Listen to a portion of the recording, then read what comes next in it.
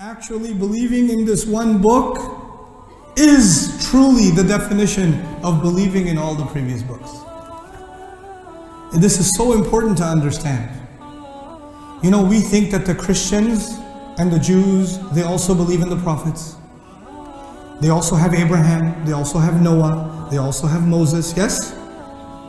Let me tell you, they do believe in those prophets, but they don't believe in those prophets. They do and they don't. If you study Moses in the Bible, and you study Musa in the Quran, alayhi salam, it's like you're talking about two different people. If you study Ibrahim alayhi salam in the Quran, and you study Abraham in the Bible and the things they say about him in the Bible, you will not believe that that is Ibrahim alayhi salam they're talking about. You will not believe it. I've experienced this. I've had conversations with rabbis and ministers about Abraham, about Noah, about Moses. I have learned many things from them. And the most important things I've learned is they don't know what a Rasul means. They don't know what that means. You know, Ibrahim alayhi salam, Abul Anbiya alayhi salam, Khalilur Rahman, that Nabi, that great Rasul, Ibrahim alayhi salam, when they talk about him, I was asking a rabbi, I was talking to him. I said, what do you believe about Abraham? What is the biggest lesson you learned from Abraham? And you know what the Muslims learn, right? إِذْ قَالَ لَهُ رَبُّهُ أَسْلِمْ قَالَ أَسْلَمْتُ لِرَبِّ الْعَالَمِينَ. That is what we learn from Ibrahim alayhi salam. How do you submit to Allah? So I'm asking the rabbi, what do you learn from Abraham? And the rabbi tells me, a friend of mine, he tells me, well, what we learn is that we have the right to argue with God. Say that again. Yeah, we learn to argue with God. From who? From Abraham. I was like, wait, hold on a second. What we learn from Abraham is that there are no arguments, you just submit. The one man who is the greatest example that you never argue with Allah, you just submit, is who?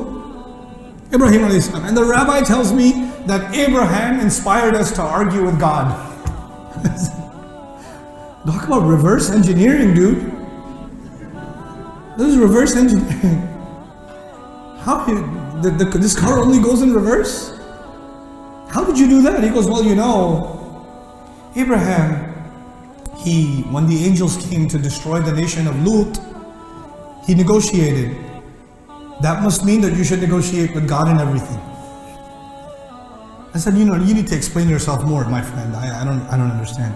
He goes, you know, I'll explain it to you. It's like a father and a son relationship. When a son is small, the father tells him, sit over there, go over there, go over there, and he does it. The son just listens. Yeah? But when the son gets older and the father says, you should study accounting, and the son says, I think Dad, I should study engineering instead. And he gives arguments, and the father says, okay, makes sense.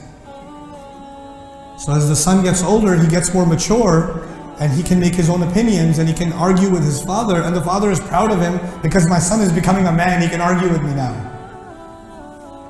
And I said, what does that have to do with Allah?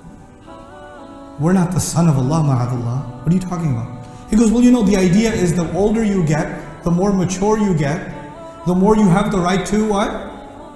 Argue. When you're a child, you just trust your parents. When you get older, you can argue. I was like, okay, I have one question. Ibrahim, they believe that the one that was slaughtered was who? We believe it's Ismail, they believe it is Ishaq. So I asked him, when Abraham slaughtered Isaac, or he was trying to slaughter Isaac according to you, was he a young man or an old man? Abraham was an old man. I was like, so as he got older, he should be arguing with Allah even more, yeah? According to you? So when the angels are going to kill another nation, he argues. But according to you, when he's going to kill his own son, he doesn't argue? He should at least say, yeah, look, that's my son. Can you give me a discount here a little bit? Can I just slap him instead of, you know? No. There's no negotiation. You know? فَلَمَّا أَسْلَمَا وَتَلَّهُ لِلْجَبِينِ. What are you talking about? He got older, but he increased in submission, not in negotiation. Oh, he goes, you make an interesting point. I was like, okay, that's enough then. That's the rabbi's way of saying, I don't want to talk to you anymore. is when they say, you make an interesting point. We, the Muslims, are actually, one of our jobs in the world is to restore the integrity and the beauty of all the messengers and all the previous books. And you can only do that when you share the Quran with the entire world. The Jews don't know who Moses is, I tell you. They don't know who Abraham is. The Christians don't actually know who Jesus is. We know who he is, and we have to tell them. People think when you give da'wah to Islam, you have to tell people who Muhammad is sallallahu alayhi wasallam. I argue they will not appreciate Muhammad sallallahu alayhi wasallam because they don't even appreciate their own prophets yet. The Quran has come to restore the dignity of their prophets. I go to churches and I talk about Jesus. I go to churches and I talk about Moses. I talk about Abraham from the Quran. I was talking about Ibrahim alayhi salam in one of the durus, and the same rabbi was sitting in the audience. He was crying the whole time. He was crying the whole time.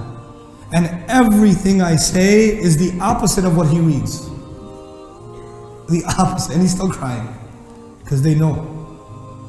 يَعْرِفُونَهُ كَمَا يَعْرِفُونَ أَبْنَاءَهُمْ. They know.